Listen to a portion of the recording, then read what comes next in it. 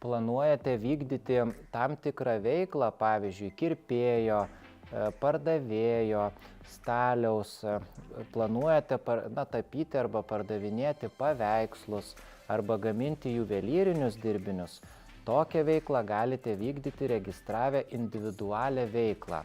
Kada gaunate iš tokios veiklos nuolat pajamas ir ją tęsite. Tai individuali veikla gali būti dviejų formų.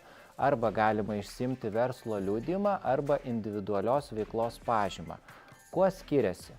Tai jeigu išimat verslo liudijimą, tai tokiu atveju yra mokamas iš karto fiksuotas pajamų mokestis.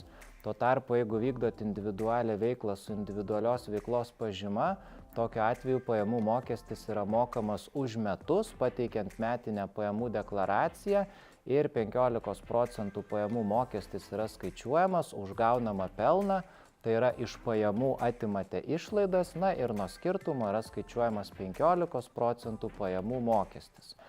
Kalbant apie individualią veiklą, aktualu žinoti, kad ją gali vykdyti ir vaikai, ir nepilnamečiai asmenys nuo 14 metų, tačiau tokiu atveju asmenį nuo 14 metų, kuris yra dar nepilnametis, tai yra iki 18, išsiimant tiek verslo liudijimą, tiek individualios veiklos pažymą, mokesčių inspekcijos sistemoje reikia pridėti vieno iš tėvų laisvos formos sutikimą, ir tokiu atveju asmuo galės vykdyti individualią veiklą. Ir taip pat tokiais atvejais reikia mokėti socialinio draudimo įmokas.